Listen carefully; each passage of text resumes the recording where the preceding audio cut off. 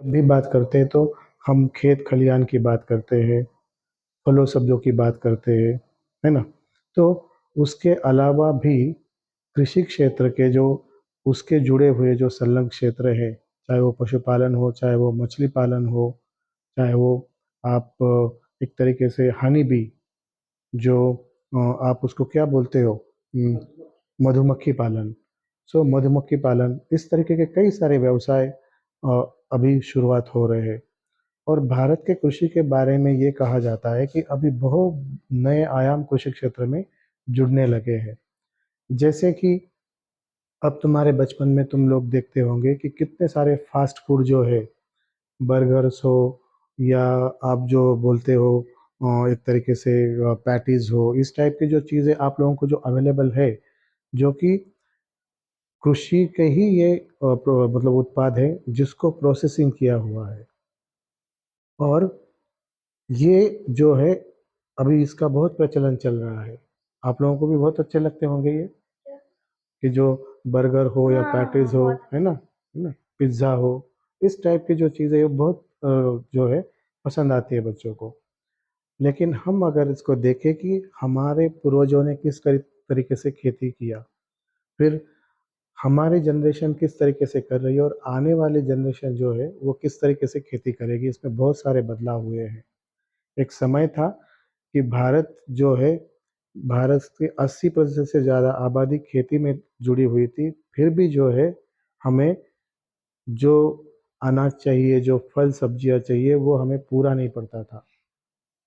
और 80% उसके बाद में ये हुआ कि धीरे धीरे इंडस्ट्रियलाइजेशन शुरू हो गया। कई सारे अलग अलग क्षेत्रों में जो है ये रोजगार की आयाम मतलब खुलने लगे, तो लोग उस तरफ जो है जाने लगे और कृषि में लोगों की संख्या कम होती गई। लेकिन आज भी जो है सब लोगों के लिए, चाहे वो किसी भी क्षेत्र में काम करे, तो उनके लिए खाना जो है वो कृषि से ही आएगा।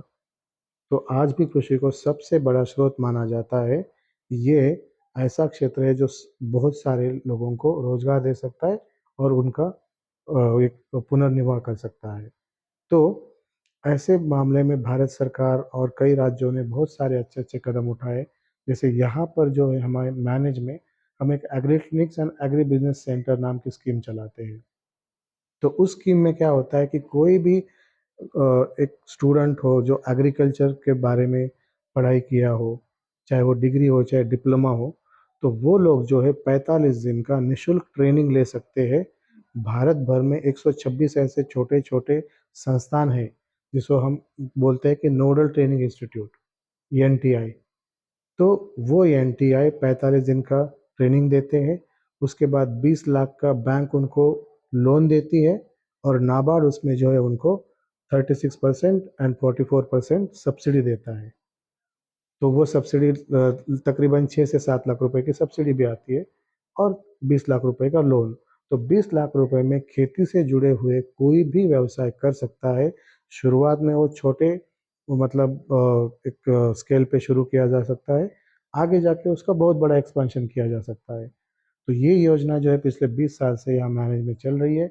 उसमें कई सारे ऐसे क्षेत्र है, कुल मिला के आज की स्थिति में 32 ऐसे क्षेत्र है जिसमें ये लोग जो है जो ट्रेनिंग किए हुए बच्चे हैं वो उसमें अपना व्यवसाय शुरू कर सकते हैं। और आंकड़े में अगर कहा जाए तो अभी तक 82,000 प्लस लोगों को ट्रेनिंग दिया है और उसमें से 36,000 प्लस ट्रेन कैंडिडेट जो है, ट्रेनिज जो है, उन्होंने अपना व्यवसाय शुरू किया है। और वो सिर्फ अपने लिए ही व्यवसाय का मतलब एक उनका अवसर तो प्रदान हो ही गया है, लेकिन उनके अपने व्यवसाय से वो दूसरे लोगों को, दूसरे से 6 लोगों को वो व्यवसाय प्रदान कर रहे हैं। तो उसने अपनी बेरोजगारी तो दूर कर ली, साथ साथ उसने दूसरों की भी, दूसरे 6 लोगों की बेरोजगारी दूर कर दी। तो ये बहुत अच्छा अवसर है। और मैं मानता हूँ कि आप लोग जो कृषि क्षेत्र के बारे में अब थोड़ा सा दूर दूर जा रहे हैं, कि कई सारे हमारे बच्चे भी, भले हम खेती किसानी से जुड़े थे, लेकिन हमारे बच्चे जो है बस वो जब समर में जाएंगे, समर वेकेशन में, तब कहीं खेत खलियान में जाएंगे। लेकिन बाकी तो पूरा दिन वो ऐसे ही मेट्रो सिटीज़ में रहेंगे।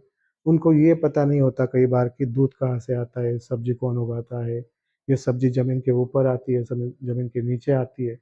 तो इस तरीके का जो प्रशिक्षण है, इस तरीके की जो शिक्षा है, ये तुम्हारे स्कूल जो मतलब पाठ्यशाला में भी इसका समावेश करना चाहिए, तभी तो पता चलेगा कि भाई आलू फिजिकल दिखाना चाहिए, उसका प्रैक्टिकल होना चाहिए।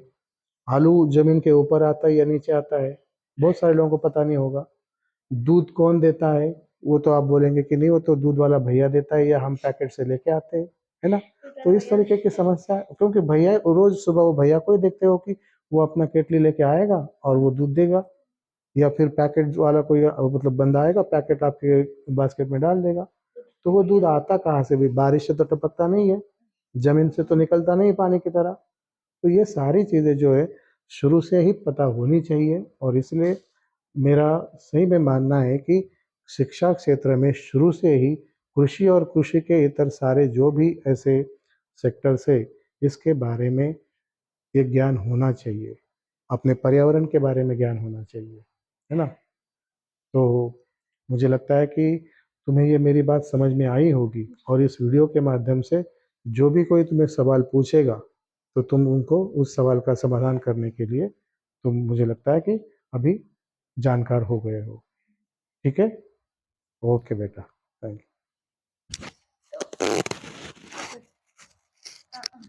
दोस्तों अगर आपको ये वाली वीडियो अच्छी लगी हो तो इस वीडियो को लाइक कर दीजिए। इस ज्ञान को अगर ये जो अंकल जी ने बताया, अगर ये सब आपको अच्छा लगा हो तो इस वीडियो को लाइक कर दीजिए, सब लोगों को शेयर कर दीजिए ताकि सब लोगों को इस ज्ञान के बारे में पता चल जाए। Thank you.